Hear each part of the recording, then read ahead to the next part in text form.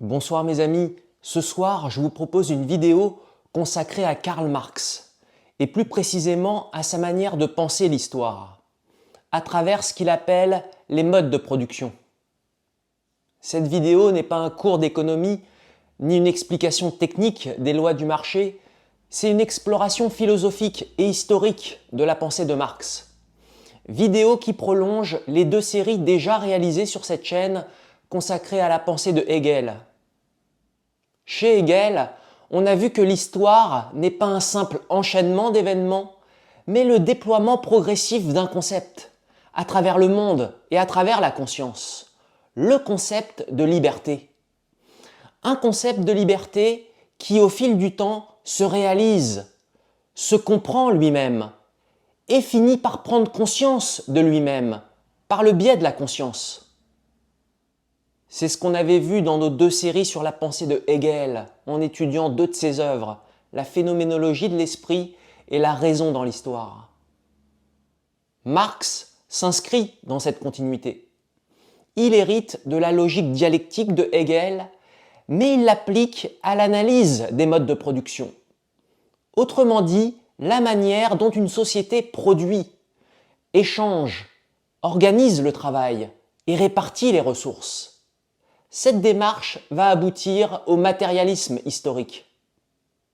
Le matérialisme historique chez Marx, c'est une théorie selon laquelle les modes de production, c'est-à-dire la manière dont une société produit, organise le travail et répartit les ressources, déterminent l'organisation sociale de cette société, c'est-à-dire les rapports entre les classes, les institutions, le droit, la politique, mais aussi la manière dont les gens pensent, ressentent et perçoivent le monde. À chaque époque, un mode de production domine. Mais ce mode de production, comme tout concept, comme tout ce qui vit, porte en lui ses propres contradictions. Et quand ces contradictions deviennent intenables, elles mènent à une transformation, parfois lente, parfois brutale. C'est ce qu'on appelle le dépassement dialectique. Dans cette vidéo, je vous propose une introduction à la pensée de Marx, en plusieurs étapes. D'abord, on expliquera ce que Marx appelle un mode de production. Non seulement une manière de produire, mais aussi une manière d'organiser le travail, de répartir les ressources et de structurer les rapports entre les individus au sein de la société. Puis on découvrira ce que Marx nomme les contradictions internes à ces modes de production. Pour lui, ce sont ces contradictions qui font avancer l'histoire, en provoquant des ruptures, des conflits et des dépassements. On verra aussi qu'il existe plusieurs types de tensions et de contradictions internes au mode de production, avec des causes variées et produisant des effets différents. Dans une troisième partie, on exposera les 4 grandes phases historiques du capitalisme, depuis sa naissance jusqu'à ses formes les plus contemporaines. Chaque phase correspond à une organisation économique particulière, mais aussi à une certaine manière de vivre, de voir le monde et de se voir soi-même. Ensuite, on reviendra sur les fondements hegeliens de la pensée de Marx. Il s'agira de faire un rapide rappel des outils philosophiques que Marx hérite de Hegel. Cette partie constituera un bref rappel de tout ce qu'on a vu en détail dans les vidéos complètes de la chaîne présentant la phénoménologie de l'esprit et la raison dans l'histoire. Enfin, à partir de ce bref rappel des outils hegeliens repris par Marx, on pourra alors saisir la distinction entre idéalisme et matérialisme historique, pour mieux comprendre ce que Marx conserve, renverse ou dépasse dans la pensée hegelienne. En réalité, c'est cette 5e et dernière partie, celle qui éclaire la distinction entre idéalisme et matérialisme historique, qui constitue la finalité de cette vidéo d'introduction à la pensée de Marx.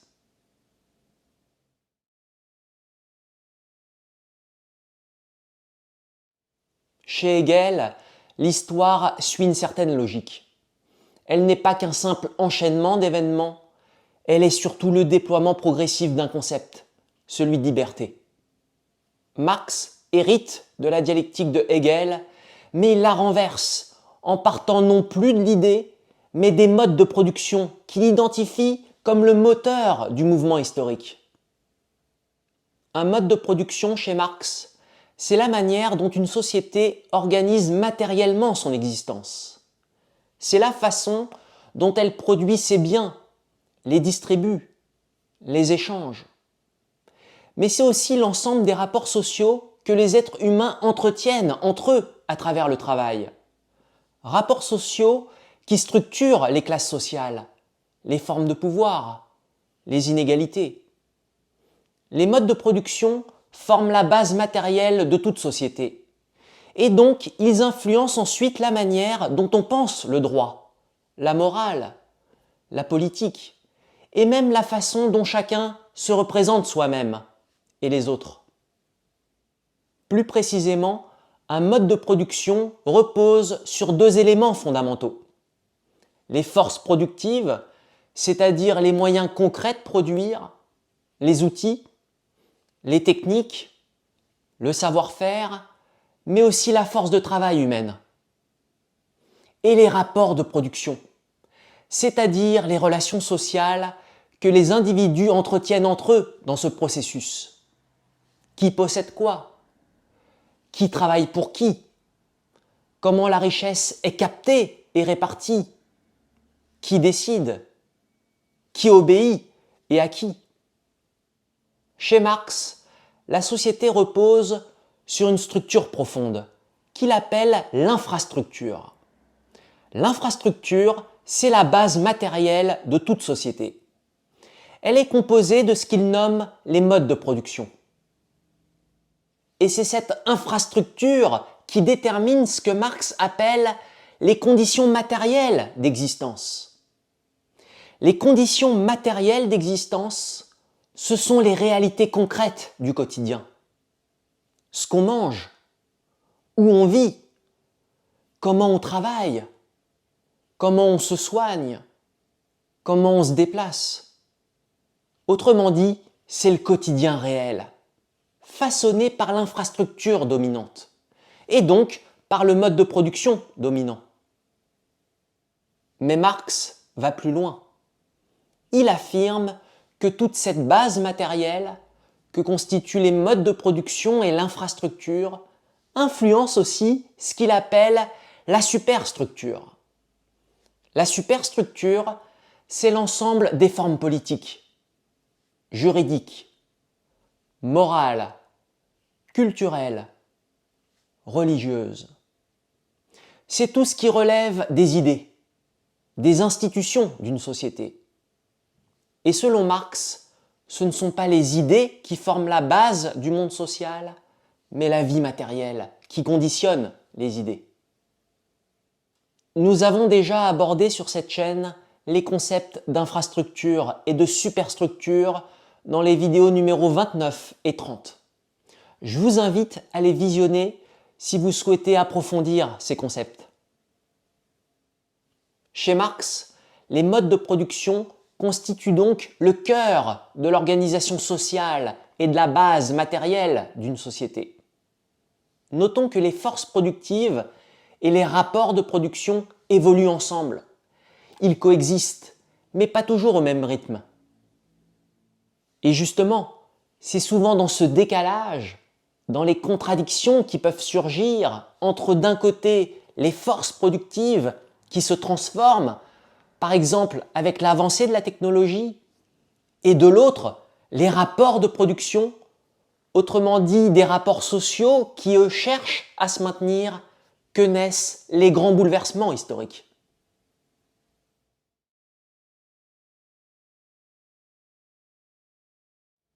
Mais toutes les contradictions internes des modes de production ne se valent pas. Certaines sont plus profondes, plus déterminantes. Ce sont elles, avant tout, qui façonnent l'histoire, qui produisent des ruptures, des réorganisations complètes du monde social. Marx les appelle les contradictions fondamentales ou structurelles. On peut aussi les appeler plus simplement les contradictions principales. Ces contradictions principales reposent toujours sur un même type de conflit. Un décalage entre d'un côté les forces productives, c'est-à-dire les outils, les techniques, le savoir-faire, la force de travail, et de l'autre les rapports de production, c'est-à-dire les relations sociales qui organisent la propriété, la hiérarchie, le pouvoir, la distribution de la richesse. Quand les forces productives évoluent rapidement, mais que les rapports sociaux, eux, restent figés, un conflit éclate. Et ce conflit, s'il s'intensifie, devient une force de transformation historique. Ce conflit pousse alors l'ancien monde économique et social à être dépassé par une configuration nouvelle. Mais à côté de ces grandes contradictions fondamentales ou structurelles, il existe aussi d'autres types de tensions. Des contradictions internes au capitalisme lui-même, qu'on pourrait appeler secondaires, mais qui restent systémiques, car elles concernent le fonctionnement propre au capitalisme.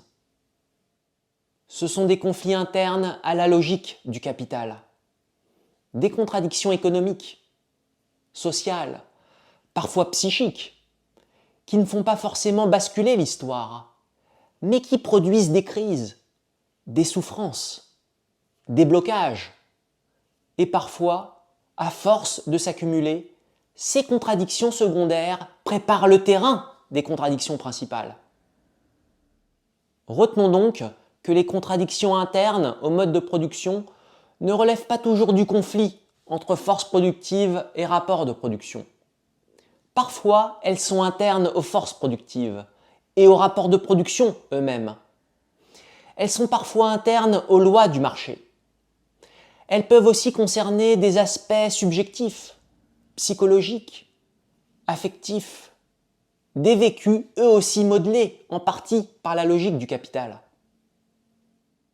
Pour illustrer les contradictions internes dans leur ensemble, prenons quelques exemples. La contradiction entre le besoin humain réel et la logique du profit.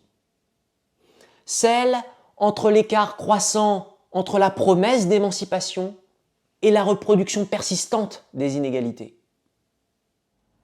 Ou celle entre, d'un côté, la nécessité de baisser les salaires pour maximiser les profits, et de l'autre, la nécessité de maintenir un pouvoir d'achat suffisant pour écouler les marchandises. Ou bien la contradiction entre la recherche d'une productivité toujours plus grande et la destruction progressive des emplois. Ou encore celle entre la concentration du capital entre quelques mains et la précarisation d'une masse toujours plus grande. Pourquoi cette dernière contradiction est une contradiction ? Parce que le capitalisme, pour fonctionner, a besoin de deux choses, du capital et du travail humain. Or, plus le capital se concentre, plus une minorité possède les moyens de production, plus le capital est capté par ces quelques mains, et plus la majorité se retrouve sans ressources, obligée de vendre sa force de travail pour survivre. Et donc, à mesure que le capital cherche à maximiser ses profits, il réduit les coûts, il automatise, il précarise. Et ce faisant, il appauvrit ceux dont il a pourtant besoin. Il fabrique donc, à long terme, sa propre instabilité. Il affaiblit la base même qui lui permet de fonctionner. Autrement dit, le capitalisme exploite la force de travail, mais en l'exploitant trop, il finit par l'épuiser, ou même par la rendre inutile. Et cette contradiction entre l'accumulation croissante d'un côté et l'appauvrissement de ceux qui produisent cette richesse de l'autre est pour Marx l'un des moteurs des crises à venir. Les contradictions internes au mode de production agissent donc sur la vie quotidienne, sur le vécu de chacun, sur les formes d'angoisse ou de souffrance. Et elles peuvent traverser plusieurs modes de production différents. Je veux dire que certaines contradictions sont comme des lignes de faille profondes, qui traversent les siècles et qui longent l'histoire. En tout cas, ce qu'il faut retenir, c'est que toutes les contradictions ne sont pas du même ordre. Il y a les contradictions principales qui engagent les forces productives et les rapports de production et qui sont les causes de grands bouleversements et de réorientations conséquentes du monde économique et social. Et il y a les contradictions secondaires qui traversent dans la durée le fonctionnement du capitalisme et qui nourrissent son instabilité.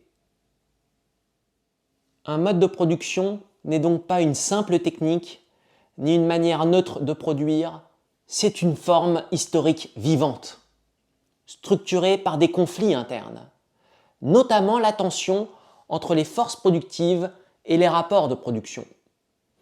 Autrement dit, entre ce que permet matériellement le développement du travail et les formes sociales qui tentent d'en conserver le contrôle. Les modes de production structurent l'histoire et l'expérience humaine. Aussi, ils ne sont pas figés. Ils évoluent dans le temps, parce qu'ils contiennent en eux-mêmes des tensions, des contradictions, qui finissent par les faire basculer dans une forme nouvelle. Et c'est là que la pensée de Marx rejoint la logique dialectique de Hegel. Ce n'est pas une évolution linéaire, ni une simple succession d'événements. C'est une histoire qui avance par contradiction interne, par conflits et tensions qui deviennent intenables. Une histoire où chaque forme sociale engendre, au fil du temps, les conditions de son propre dépassement.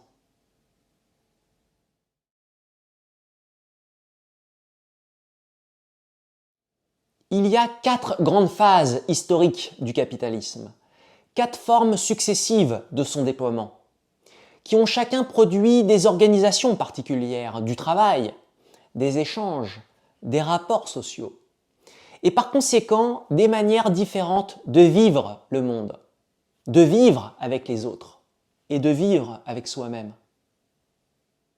Ces 4 phases du capitalisme, c'est d'abord la naissance du capitalisme, à la sortie du féodalisme, avec l'émergence du salariat, du marché généralisé, et d'une première séparation entre l'individu et son travail.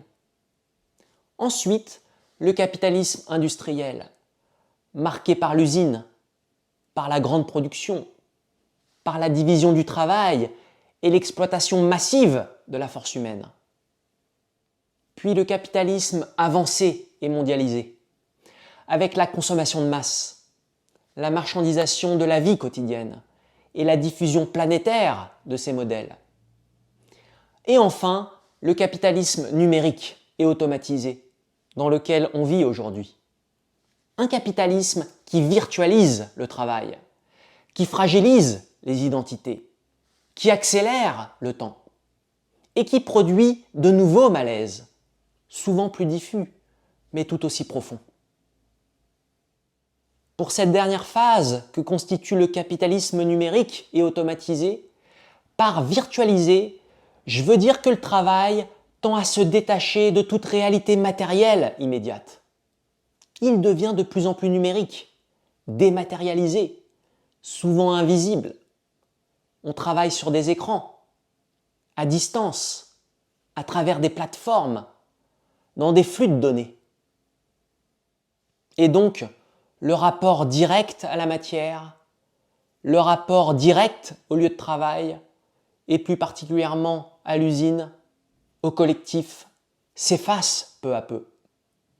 Et avec cette disparition du concret, c'est aussi une certaine stabilité de l'identité professionnelle qui se fragilise. On ne sait plus toujours ce qu'on produit, ni pour qui, ni même pourquoi. Le travail devient un flux abstrait, souvent fragmenté, évalué par des algorithmes. Un flux qui peut nous traverser sans nous structurer. Le sens s'effrite. Et avec lui, c'est parfois la sensation d'exister qui se fragilise aussi. Quand je dis également que cette dernière phase du capitalisme accélère le temps, Je veux dire que le capitalisme numérique impose un rythme toujours plus rapide à nos existences. Les innovations technologiques, la circulation instantanée de l'information, les plateformes de travail en continu, la logique des deadlines et de la réactivité immédiate, tout ça compresse notre rapport au temps. On ne travaille plus à un rythme humain, mais au rythme des machines, au rythme des taux d'intérêt, des notifications, des flux numériques. Le résultat, c'est une forme d'urgence permanente. Tout doit être fait au plus vite, au plus optimisé, au plus rentable. Même les temps de pause, les temps de sommeil ou de repos sont peu à peu grignotés par ce capitalisme. Et à force de vivre dans ce temps contracté, l'individu peut perdre le sens du rythme, le sens du repos et de la durée. Il devient plus difficile pour lui de s'ancrer, de se projeter, de ralentir. C'est le temps vécu par lui-même et en lui-même qui se fragilise. Je parle de ce temps intérieur dont on a pourtant besoin pour se construire, pour penser et pour bâtir un avenir solide. Pour chacune de ces phases historiques du capitalisme, leurs contradictions, leurs tensions internes finissent par rendre le système incohérent, insuffisant, jusqu'à devenir intenable. Ces contradictions se dépassent dans de nouvelles formes, qui reprendront certains éléments des formes précédentes, tout en rejetant d'autres. Comme je le disais auparavant, ces contradictions internes ne sont pas seulement structurelles. Elles ont aussi des effets sur la manière dont les êtres humains vivent entre eux et avec eux-mêmes. Des effets aussi sur le lien au corps, sur le lien au temps, au travail, à la valeur et à la reconnaissance. Il ne s'agit pas seulement de la transformation des sociétés, mais aussi et surtout de la transformation des subjectivités. Il faut aussi rappeler que les transformations historiques ne se produisent jamais du jour au lendemain. Un mode de production ne s'effondre pas comme un château de cartes. Il entre progressivement en crise, il vacille, il cohabite parfois avec la forme qui le dépasse. Je veux dire qu'en général, la transformation est progressive. Et il arrive même qu'une forme ancienne persiste longtemps en arrière-fond, comme une sorte de mémoire inconsciente du système précédent. C'est pourquoi il ne faut jamais penser ces étapes comme des blocs étanches et séquentiels, même si je les schématise ainsi, par souci de clarté et de pédagogie. Gardez simplement en tête qu'il s'agit de phases vivantes, parfois entremêlées, où d'anciennes tensions se rejouent sans cesse, mais sous des formes nouvelles.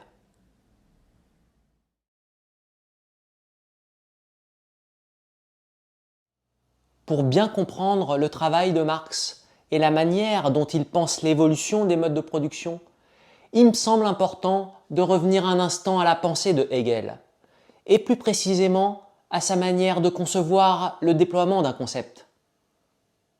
Je vous invite aussi à voir ou à revoir les vidéos sur la chaîne présentant la pensée de Hegel à travers deux de ses œuvres, La phénoménologie de l'esprit et La raison dans l'histoire.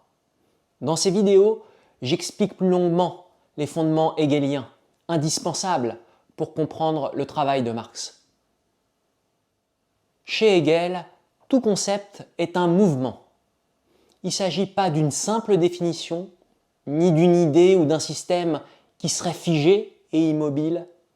Un concept, chez Hegel, est avant tout une idée ou un système vivant, qui contient en lui un potentiel de développement, qui est destiné à évoluer dans le temps. Quelques exemples de concepts. Une pomme, un individu, une relation, qu'elle soit amicale, amoureuse ou familiale, une analyse, un rapport que vous avez rédigé. Tous ces concepts, pris comme exemple, évolueront dans le temps. La pomme va grandir et mûrir. Les relations humaines sont dynamiques et se déploient. Un rapport rédigé est amené à être corrigé, modifié. C'est vivant. Le concept n'est donc pas figé. Il évolue, il se transforme, il passe par des étapes. Il a sa propre dynamique. Un concept, c'est une idée ou un système qui cherche à se réaliser, à s'accomplir, à s'incarner dans le monde. Par exemple, prenons le concept d'amour. Au départ, on pourrait croire que l'amour, c'est simplement passer du bon temps avec quelqu'un dont on est tombé amoureux, mais cette définition est pauvre.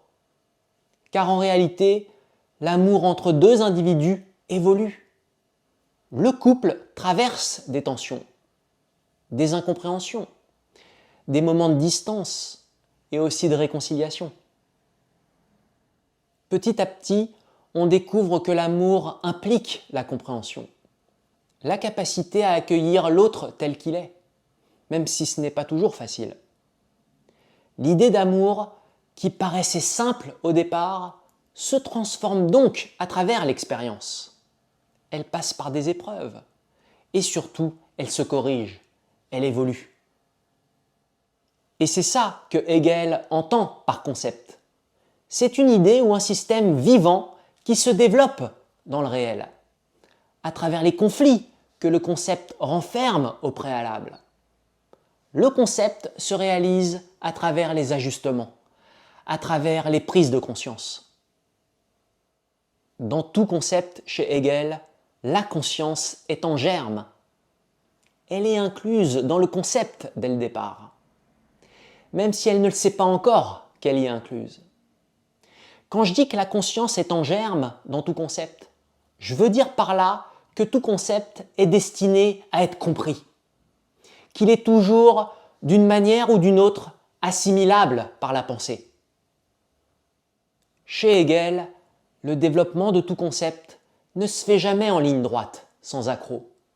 Il suit un mouvement bien particulier, qu'on appelle le mouvement dialectique. Ce mouvement repose sur une idée centrale.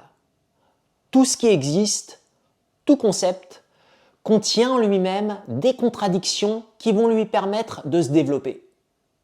Que ce soit une idée, que ce soit une institution, une société ou même une relation humaine, tout concept finit par rencontrer ses propres limites. Pour illustrer la nécessité des contradictions internes dans le déploiement du concept, je vais reprendre l'exemple de l'amour. Considérons comme concept la relation amoureuse elle-même, le couple. Ce concept semble au premier abord stable, harmonieux, comme si tout allait naturellement. Mais au sein du couple, des tensions vont surgir.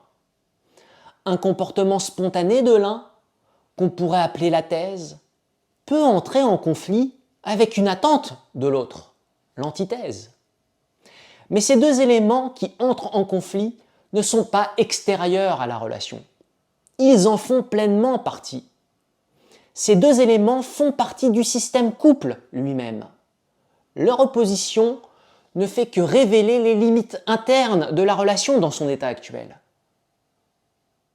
Mais cette contradiction n'est pas un échec. Au contraire, elle pousse le couple à évoluer, à s'interroger, à comprendre ce que signifie vraiment aimer.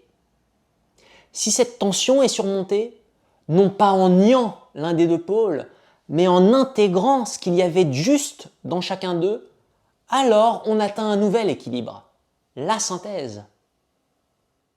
Cette synthèse est un compromis solide et durable. Elle est le résultat de ce que Hegel appelle un dépassement. Quelque chose est laissé ou supprimé, quelque chose d'autre est conservé. Ce qui fait que l'ensemble est transformé, élevé. Le couple ne revient pas en arrière. Il avance vers une forme d'amour plus mûre, plus consciente. Et c'est cette logique d'évolution continue, cette logique d'évolution en spirale, nourrie par des contradictions internes et des dépassements successifs, que Hegel appelle mouvement dialectique. Au cours de l'évolution du concept dans le temps, la conscience, en germe au sein de tout concept, peut constituer deux moments du déploiement du concept. Premier moment, quand le concept devient compris par la conscience, ou plus précisément, quand la logique de son développement, la loi du mouvement dialectique qui le propulse, est comprise par la conscience. Quelles contradictions internes ont poussé ce concept à se dépasser? Comment ce concept se dépasse? Vers quel but il tend? La compréhension de soi est un moment dans le développement du concept, où la loi du mouvement dialectique du concept devient comprise par la conscience. On dit alors que le concept est intelligible. La conscience comprend enfin la logique interne du concept, la dynamique qui le traverse. Mais la conscience se pense encore extérieure à ce qu'elle comprend. Elle imagine saisir le concept comme quelque chose à distance. Deuxième moment, il vient encore après dans le déploiement du concept. Le moment de la réflexion, ou le moment réflexif. C'est le moment où le concept ne se contente plus de comprendre ce qu'il est, de se comprendre lui-même, de comprendre la loi de son mouvement dialectique, et ceci par le biais de la conscience. C'est le moment où il commence à se penser lui-même, à se poser comme objet de sa propre pensée. On dit que le concept prend conscience de lui-même. Ça signifie que la conscience ne se contente plus d'observer ou de comprendre ce concept comme quelque chose d'extérieur à elle. Elle se découvre incluse dans ce qu'elle comprend. Elle en prend conscience. Et à partir de là, la conscience réalise qu'elle devient le lieu vivant où le concept réfléchit sur lui-même. La conscience réalise qu'elle est impliquée dans ce qu'elle comprend. Elle comprend qu'elle joue un rôle à l'intérieur même du concept. Et surtout, elle comprend que c'est en elle que le concept réfléchit. C'est à travers elle que le concept prend du recul sur lui-même, qu'il parcourt son cheminement. Plus encore, comme on l'a vu avec l'esprit chez Hegel, c'est le moment où le concept produit lui-même tout ce dont il a besoin pour entretenir son propre mouvement dialectique, en réfléchissant lui-même sur tout ce qu'il a précédemment généré.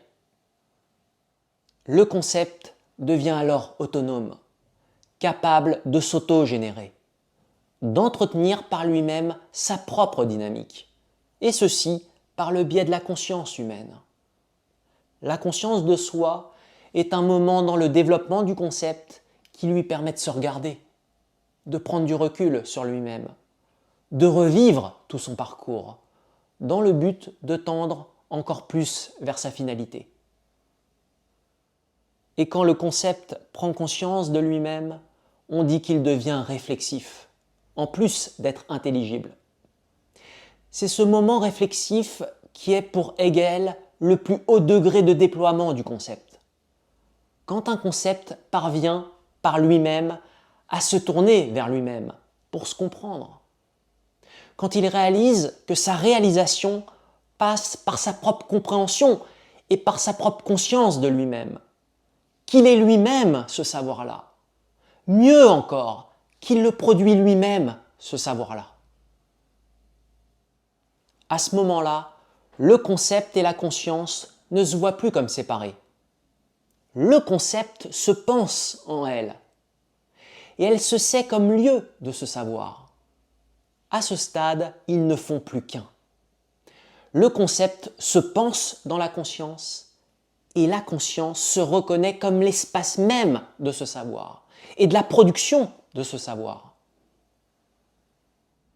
C'est cette logique du concept vivant, toujours en tension, en transformation constante, jusqu'à devenir intelligible et réflexif, que Marx va reprendre.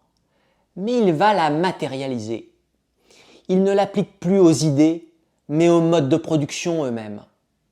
Autrement dit, il déplace la dialectique du champ de l'esprit vers celui des conditions concrètes d'existence.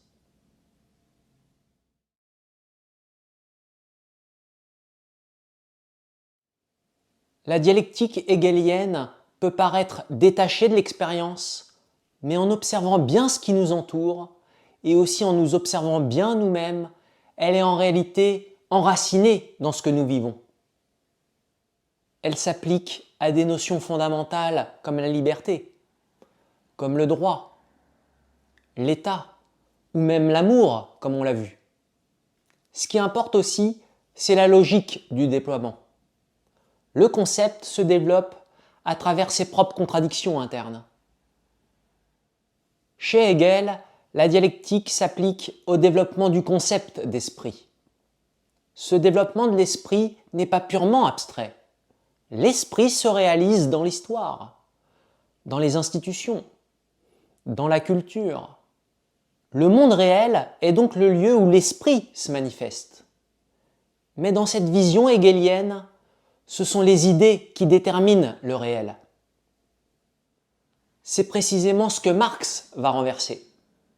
Pour Marx, ce ne sont pas les idées qui façonnent les conditions de vie, mais bien les conditions matérielles d'existence, celles que produit chaque mode de production, qui déterminent en dernière instance les idées.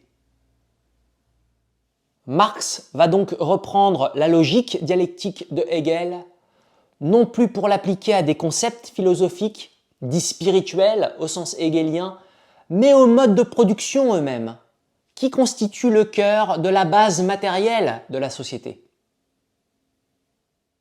Là où Hegel voit dans l'histoire le déploiement progressif de la liberté, comme on l'a vu précédemment sur cette chaîne, Marx voit dans l'histoire le déploiement des formes concrètes de l'organisation du travail, de la vie matérielle et des rapports humains.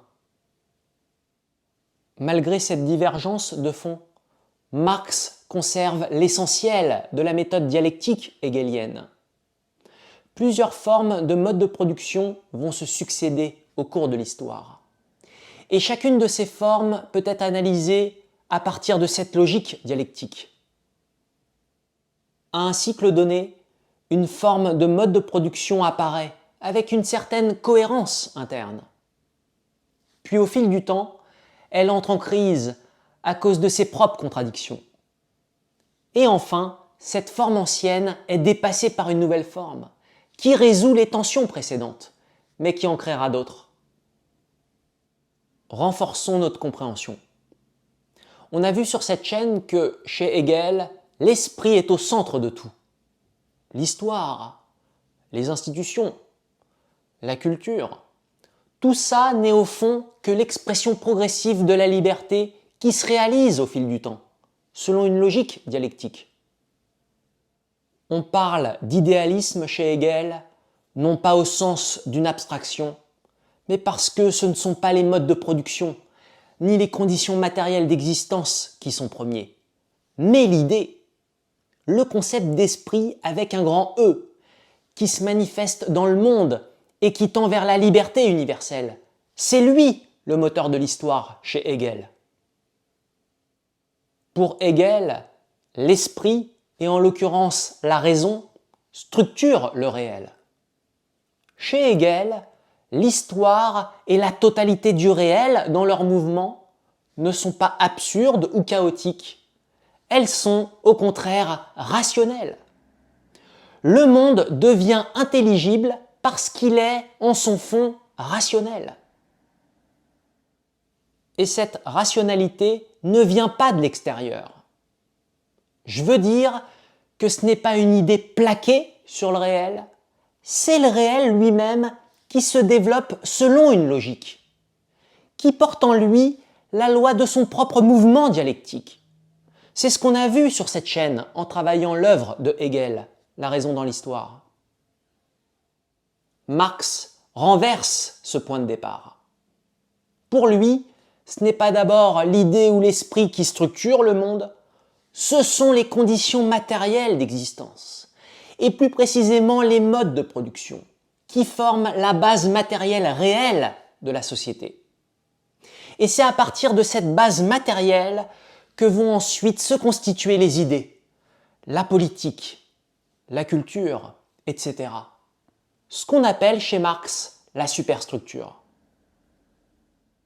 Pour Marx, ce n'est donc pas la conscience qui détermine l'existence, mais c'est au contraire l'existence sociale, concrète, matérielle, qui détermine la conscience. C'est le matérialisme historique.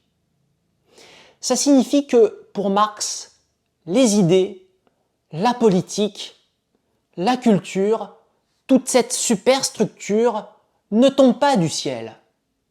Elles sont toujours le produit d'un contexte précis, un contexte historique, matériel, social, économique, bien déterminé. Marx reconnaît l'immense importance de Hegel, en particulier sa méthode dialectique, cette logique du conflit, du dépassement, du développement en spirale. Mais selon lui, Hegel a mis cette dialectique sur la tête, c'est-à-dire appliquée à l'idée, appliquée au concept spirituel. D'où cette citation célèbre de Marx. Chez Hegel, la dialectique marche sur la tête, il faut la remettre sur ses pieds. Autrement dit, pour Marx, la méthode est juste, mais le point de départ n'est pas le bon. Il faut l'inverser. Selon Marx, il ne faut pas partir de l'idée ou de l'esprit, comme l'a fait Hegel, mais des modes de production. Pour Marx, ce n'est pas la pensée qui crée le monde, c'est le monde matériel, le monde concret, historique, conflictuel, qui façonne peu à peu la pensée. Pour résumer, Hegel et Marx pensent tous les deux que l'histoire a une logique, qu'elle suit un mouvement, qu'elle se déploie dialectiquement, à travers des contradictions internes. Mais là où Hegel part de l'idée, de l'esprit, Marx, lui, part du concret, des modes de production. Marx conserve donc la méthode dialectique hegelienne, mais il l'applique à la production et au rapport humain structurant cette production. En revanche, Marx rejette l'idéalisme hegelien, qu'il considère comme trop détaché du réel. Et surtout, Marx introduit une rupture. Pour lui, la philosophie ne doit pas seulement chercher à comprendre le monde, elle doit chercher à le transformer. On parle souvent d'un renversement matérialiste de Hegel par Marx. Ce n'est pas un rejet pur et simple, mais un renversement dialectique. Marx conserve la méthode dialectique de Hegel, la logique du conflit, du dépassement, du développement, mais il change le point de départ. Il renverse donc le sens de l'analyse. Au lieu de partir de l'esprit, de l'idée, de la pensée, Marx part du concret, du cœur de la base matérielle de la société, du cœur de l'infrastructure, les modes de production. Car selon Marx, ce sont les modes de production qui déterminent ensuite les conditions matérielles d'existence, le quotidien réel des gens, et en bout de chaîne, la superstructure. Je veux dire les idées, la culture, la politique, etc. Quel est donc le cœur du message à retenir de cette vidéo d'introduction à la pensée de Marx? Chez Hegel, l'esprit ou l'idée est premier. C'est lui qui produit l'histoire. La pensée joue donc un rôle actif, moteur, structurant.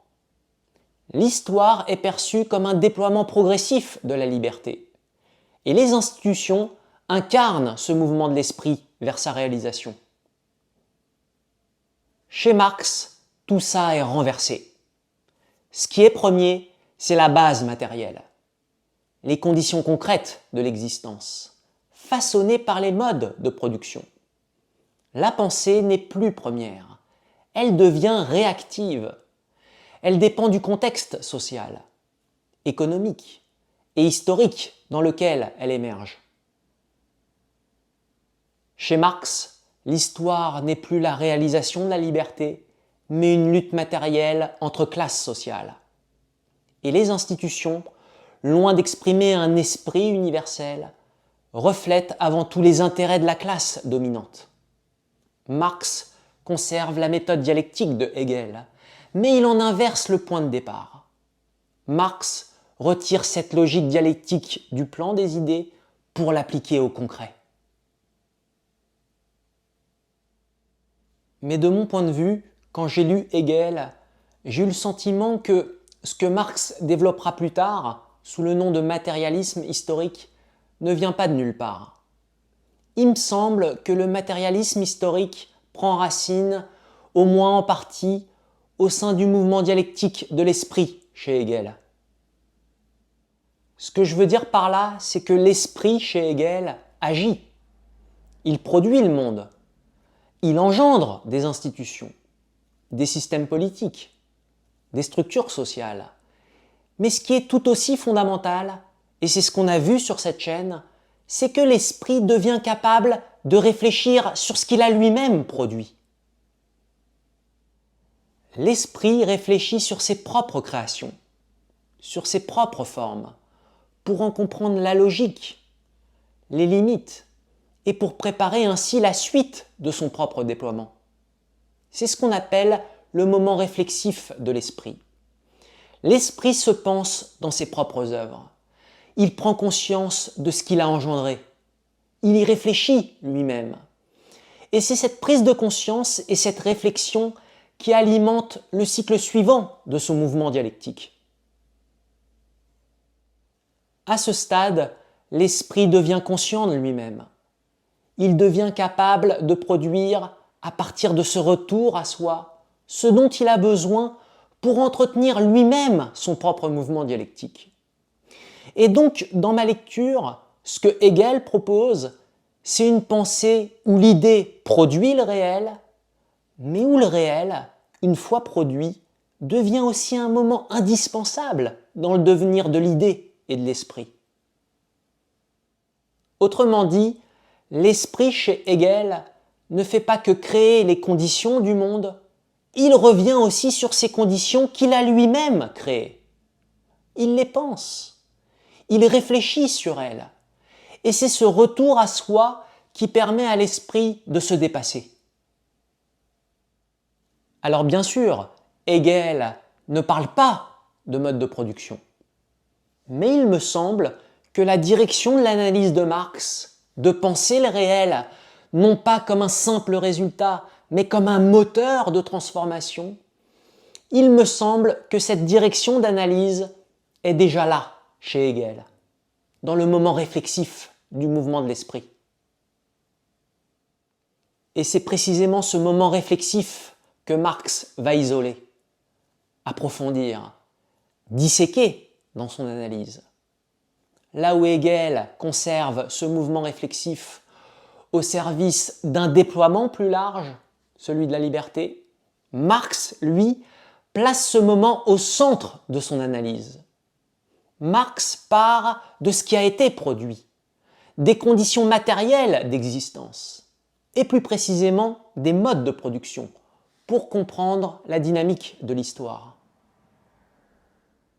Je vous invite à partager en commentaire votre propre lecture de cette articulation entre idéalisme hegelien et matérialisme historique de Marx, ou à apporter des éléments qui pourraient enrichir notre compréhension collective de ce lien.